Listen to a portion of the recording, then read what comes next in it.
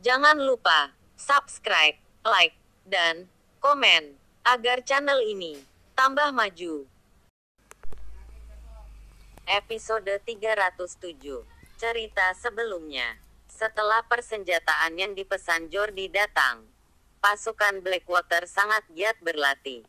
Jordi ingin dalam waktu 5 hari ke depan pasukan sudah siap. Ini saatnya untuk membalas dendam atas perlakuan pasukan Carlo. Mereka sudah tidak sabar untuk berperang. Jordi, Ronnie, dan Hendrik menyusun strategi. Bagaimana caranya mereka dapat memenangkan pertempuran ini? Karena mereka tahu jumlah kekuatan Blackwater hanya separuh dari kekuatan pasukan Carlo. Walaupun mereka kalah dalam jumlah pasukan, namun dalam hal peralatan mereka unggul segala-galanya. Ronnie pun mendapatkan ide yang cemerlang. Pasukan Carlo sangat menyombongkan diri. Mereka sangat yakin menang. Mereka menganggap remeh pasukan Blackwater. Karena pasukan Blackwater hanya terdiri dari 2.000 pasukan. Sedangkan pasukan Carlo mendapat tambahan 1.000 pasukan. Total pasukan mereka menjadi 3.500 orang. Mereka segera menyatakan perang kepada Blackwater. Mereka juga membuat pengumuman masyarakat yang ada di sekitar lokasi segera mengungsi. Agar tidak menjadi korban. Mengetahui hal ini, pasukan Blackwater sudah tidak sabar ingin berperang. Jordi mengumpulkan seluruh pasukan agar bersiap untuk berperang. Pasukan Blackwater masih mempunyai waktu 2 hari sebelum hari peperangan. Waktu 2 hari itu mereka gunakan untuk lebih giat lagi. Kelompok lain di distrik Myanmar sangat antusias untuk mengikuti jalannya pertempuran. Mereka ingin mengetahui kekuatan dan kehebatan dua pasukan itu. Mereka mengetahui bahwa kelompok Carlo telah mendapat 1.000 pasukan tambahan. Oleh karena itu mereka lebih menjagokan pasukan Carlo. Mereka lebih menjagokan pasukan Carlo karena melihat jumlah pasukan. Pasukan Carlo telah mendapat bantuan pasukan tambahan sehingga berjumlah total hampir 2 kali lipat dari pasukan Blackwater. Jumlah pasukan mereka 3.500 pasukan. Sedangkan pasukan Blackwater hanya 2.000 personil. Mereka melihat faktor kemenangan hanya dari jumlah personil. Mereka lupa bahwa pasukan Blackwater mempunyai persenjataan yang canggih dalam jumlah yang sangat besar. Pada hari kedua pasukan tambahan untuk Carlo pun datang. Carlo sendiri yang menyambut mereka dengan acara yang meriah dengan jamuan makan-makan. "Selamat datang Letnan," kata Carlo kepada pemimpin pasukan tambahan yang baru datang. "Terima kasih." Pemimpin pasukan itu membalas. Mereka berjabat tangan dengan erat dan berpelukan. Masuk ke dalam markas. Di dalam markas mereka sudah disediakan tempat yang mewah untuk beristirahat. Letnan itu menyarankan kepada Carlo agar pasukan segera beristirahat, karena besok mereka harus berperang. Letnan itu berkata kepada pasukannya, "Besok kita akan pergi berperang. Kita semua harus dalam keadaan kondisi fit. Dan jangan ada yang begadang." "Siap, Komandan." Mereka membalas serentak. Dan mereka pun tidur lebih awal untuk mempersiapkan perang di hari berikutnya. Tanpa mereka sadari pasukan Blackwater diam-diam telah mengepung markas mereka. Saat mereka terbangun di tengah malam mereka menyadari bahwa banyak sekali kendaraan tempur di sekeliling mereka. Mereka tidak sempat melakukan apapun. Bahkan hanya sekedar untuk ke belakang untuk buang air kecil. "Kita diserang! Kita diserang!" Mereka berteriak tidak karuan karena mereka kaget akan serangan mendadak itu. Mereka berlarian tidak karuan dan hendak mempersiapkan diri untuk mengambil senjata. Tapi terlambat pasukan Jordi telah masuk ke dalam dan mengancam mereka. Saat itu hanya ada 2 pilihan, menyerah atau mati. Akhirnya pasukan Carlo memilih untuk menyerah. Karena memang tidak ada pilihan lain. Dalam serangan mendadak itu Jordi berhasil menaklukkan pasukan Carlo. Jordi menangkap Carlo beserta pasukannya. Tetapi Flandi orang kedua di pasukan Carlo saat itu melawan. Akhirnya Flandi pun tewas. Dalam penyergapan yang dilakukan secara mendadak itu, Jordi memimpin langsung.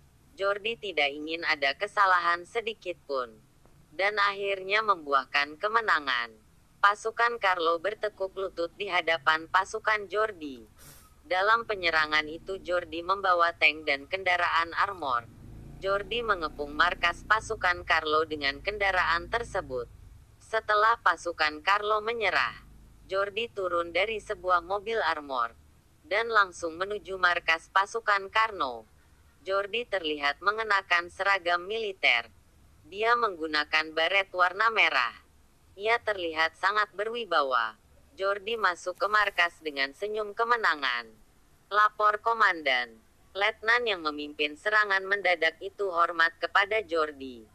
Penyerangan berhasil komandan dan markas musuh sudah kita kuasai.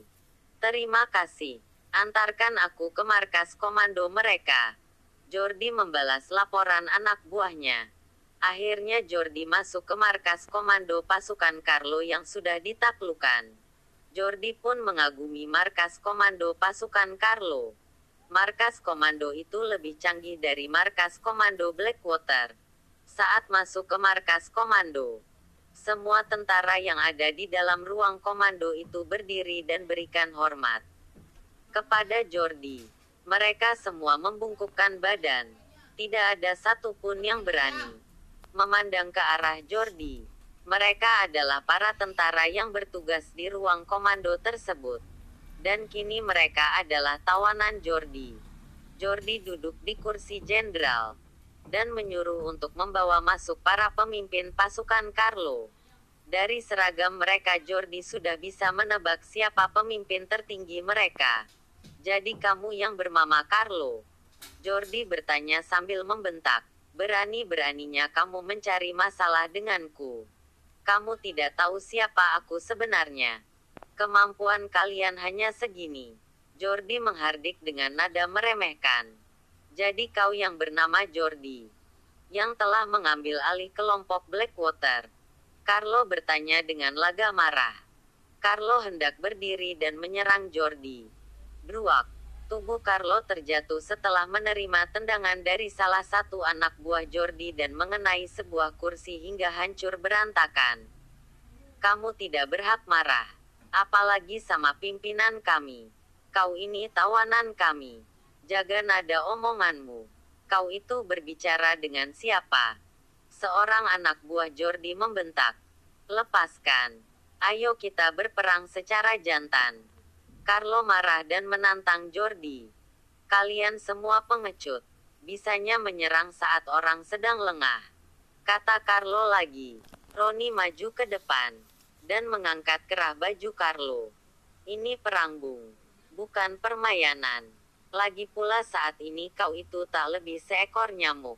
Sekali tepuk langsung mati. Roni berkata dengan nada marah. Kamu itu sekarang tawanan kami. Harusnya tahu posisimu. Jangan berlaga seperti jagoan. Roni menghempaskan tubuh Carlo ke lantai. Carlo meringis kesakitan. Aku akan membalas perlakuan kalian. Carlo berkata tanpa rasa takut. Roni semakin kesal. Bagaimana orang seperti ini bisa menjadi pemimpin? Dasar manusia tak berguna. Ingin rasanya aku membunuhmu sekarang juga. Roni mengepalkan tangannya. Carlo sebenarnya bukan pemimpin yang cakap. Dia menjadi pemimpin hanya karena ia menggantikan ayahnya yang mati. Penyerangan ini sukses berkat taktik dari Roni. Roni menyarankan agar mereka jangan melakukan perang secara langsung. Karena mengingat jumlah pasukan Blackwater yang tidak seimbang dibanding dengan jumlah pasukan Carlo. Dengan taktik ini bisa minimalkan jumlah korban. Jordi dan pasukannya langsung menyerang markas Carlo saat mereka sedang terlelap. Mereka tidak menyangka akan mendapat serangan mendadak. Makanya mereka tidak siap. Dalam penyerangan itu jumlah korban bisa dibilang sangat sedikit. Di pihak Blackwater bahkan tidak ada korban sama sekali. Hanya ada beberapa yang terluka. Sedang di pihak Carlo 20 orang terbunuh, termasuk Frandi, orang kepercayaan Carlo. Dengan kemenangan ini, pasukan Jordi mendapatkan tambahan pasukan dan juga alat-alat tempur dari pasukan Carlo. Pasukan Jordi menjadi lebih kuat 2 kali lipat. Jordi maju ke depan Carlo, berkata sambil meledek Carlo, "Pasukanmu sudah menyerah, dan mereka memilih bergabung di bawah kepemimpinanku. Apakah kau masih berani melawanku?" Tanya Jordi lagi. "Lepaskan aku. Mari kita bertarung 1 lawan 1." Carlo berkata sambil menantang. "Baiklah, lepaskan dia." Jordi berkata kepada anak buahnya. Beberapa anak buahnya sedikit ragu, tapi akhirnya mereka melepaskan Carlo. Kalau bangkit berdiri dan langsung menyerang Jordi.